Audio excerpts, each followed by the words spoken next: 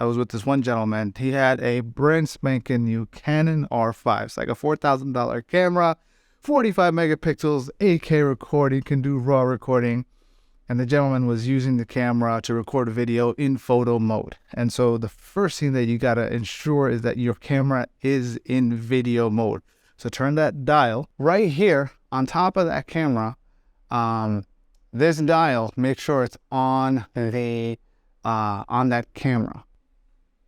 Then you want to be able to get into manuals. From the menu, go to shooting mode, and you're going to see a couple of options. You're going to see movie auto exposure, you're going to see HDR, and you're going to see manual exposure. Because now your camera is in video mode, then there's a whole bunch of new settings that you're not familiar with. I'm going to do a quick rundown, right? So when you press the Q button on the back of your camera, it brings up this nice little menu here. So from here, you can also change what shooting mode that you want. Do you want manual or do you want auto? You can also look at the autofocus method here. Now, this is also important. If you're going to be recording video in your camera for a later time, then you can set your resolution. I set mine to 4K 23, but keep in mind, usually with Canon cameras that, and it's also best practice when it comes to YouTube. If you're going to be uploading video, make sure you stick to 4K 30p. Now, it's usually best practice when uploading to YouTube to record video at 30p or 29.97. There's just an FYI. It's a little bit technical info. I know most Canon cameras, if not all of them, if I'm not mistaken, will already, what they'll do is they will output the signal via HDMI to 29.97 as a standard, so you don't necessarily have to worry about it when you're recording via HDMI or you're doing any kind of live streaming. Other thing that's a good idea to pay attention to is movie digital IS. Now, this is important because even if your camera is, in my case, for example, my camera is mounted on my desk. So if I have movie digital IS off, any like little tap on the table is going to cause vibrations on the screen. And at the same time, even if you're hand holding this camera, then you're going to have a lot of micro jitters that are going to be prevalent in the image that's being recorded. So what you want to do is turn on digital IS. It's going to be a slight crop, which is okay. But when you enable digital IS, it smooths things out. So even as I tap the table, right, unless I really unless even right now I'm hitting the table pretty hard, a lot of those vibrations are almost eliminated. And the other element I want you to also look at is audio recording levels.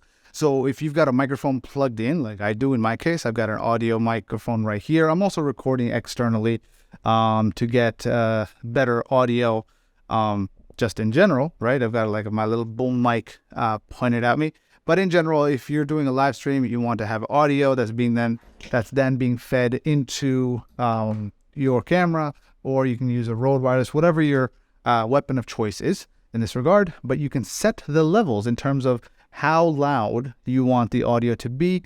And so the question now is, like you'll notice my levels, like even though it's set to be really low, but the audio itself is pretty loud because of the settings on the microphone itself. So long as the audio is not hitting the red, because you'll notice the levels on the left and right, they're staying at close to the yellow. That's generally a good place to be. When it comes to streaming or in general uncontrolled environments, I like to set the the white balance to auto, but normally I'll set it to daylight. But daylight, the thing is with Canon, auto tends to work really well. The only issue with auto is if you're working with an editor, only in that situation should you maybe put it on daylight or something. So if I were working with somebody and they were going to record the video, I would request that they put it in a particular setting. But if you're working on your own, you've just graduated from a cell phone or a laptop to the camera, set it to auto white balance, you'll be good to go. And then the other item here is picture style. I like to pick neutral, which is the N, because it's just simple, straightforward image. And I just keep the auto lighting optimizer, I keep that off. I turn off any creative filters, and I'm not dealing with any video snapshot. So that's with regards to the Q menu. Now, then there's this other thing where you'll notice right here on the bottom, right, you have your shutter speed, you have your f-stop, and then you have your ISO settings, right? What are these three things? So what I'm going to do is I'm going to be, I'll link to a video at the end of this to kind of identify what this is. I'm not going to go into details of what we're going to do, but generally the with a camera like this and the settings that I have, generally I like to keep the shutter speed at shutter 1/50, and now I'd like to keep the f-stop as low as possible. So in this case it's f1.2, but I'm using a special lens attachment with the lens that allows me to get to 1.2, but normally this Sigma 18-35 is actually an f1.8, so I would keep it at f1.8. And in a generally controlled lighting environment, it's a relatively dark room, and I've just kind of artificially made it look bright in the camera by adjusting the ISO setting to 1600. So generally when I'm indoors, ISO 1600 or 3200 is where I'm typically at. So how do you go about setting that? Well, you'll notice here there's little gears. There's like a gear here, there's a gear here, and then there's a wheel here. In the menu, what I've done is I've mapped the control to these elements. Let me just fumble over to that side. So creative operations. And from here, here we go. There you go. So under C function 3 operations others custom dials, this is where I've set the control for that. And so TV has to do with your shutter speed, AV has to do with your aperture, and ISO has to do with your ISO setting. And so so TV will be like 1/50, aperture will be 1.8 or f1.8, and ISO will be 1600, 3200 indoor setting. If it's really bright, you can always turn it down, and that's fine. And so I've mapped it to those functions. And so when I get out of the menu, right, now, whenever I just turn the front wheel, I can adjust the shutter speed as following. And so that's 1/50. Here, just a kind of quick thing about what shutter speed does, it controls motion blur. So the slower the shutter speed, the more motion blur, but more light that you get. The faster the shutter speed, the less motion blur, but less light. Just a quick overview. When it comes to the aperture, the higher the aperture, the more background depth focus you'll have. The lower the aperture, the more background blur that you get. And then your ISO setting, which is that wheel, the higher it is, the more bright it is. Essentially, it's running more electricity through the sensor to give it that artificial brightness.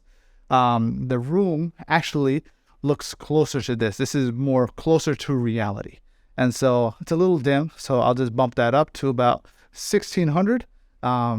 Without me having to put up too many lights, I'm really just illuminated by the monitor that's in front of me right here. If I have two monitors here, so if I wanted to make that a little bit brighter, I could just open up a white browser screen and just bring that over here. And boom, I got myself illuminated. I got myself a little light in the back over there that's kind of giving me that separation from the background.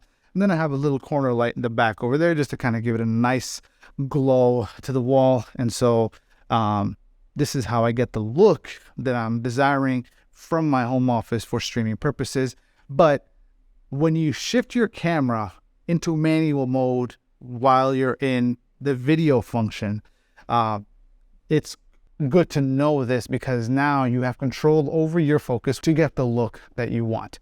Now, one of the things that's also a good practice for the ISO, what I would suggest is just go ahead and set that to auto. As a darker skin individual, Canon tends to underexpose, whereas if you're a lighter skin individual, your camera will probably expose appropriately. The other challenge also comes into play is because that window is actually rather bright, and so and the light that's coming out of it is going to be strong, so the camera is automatically going to try to expose to for the background. But I'm like, ignore the background. So for that reason, I got to close those blinds. But despite that, I'm going to still have to brighten it up a little bit here. So I'll bring it up to the ISO 1600 or 1000 actually, because it got brighter outside and suddenly it's a lot brighter in here. So here we go. This is the image I look at by dialing and everything. First experience with this might be a little overwhelming, but just understand this. Get your focus right, and dial in your trifecta, your exposure triangle, and you'll be good to go. So again, just a quick recap. On a Canon camera, when you are recording video, make sure you are in video mode. Dial in your autofocus settings. Number 1, making sure that you have face tracking enabled. Number 2, make sure you have eye tracking enabled. Number 3, make sure that you have servo autofocus engaged. Once you've done that, then you want to ensure that your exposure is set right, which is the 3 guys that are right here: the shutter speed, the f-stop, and the ISO. Make sure that your shutter speed is 1/50. ISO or the f-stop is, it's right now I have it at f1.2, but let's say I would bring it to f1.8, right? Which is what would be the case if you were having this camera. This lens without any kind of focal reducer, just a straight pass-through adapter, and then bring that ISO up to like 1600. There you go. This is actually the appropriate exposure for that setup, and that's it. You're good to go.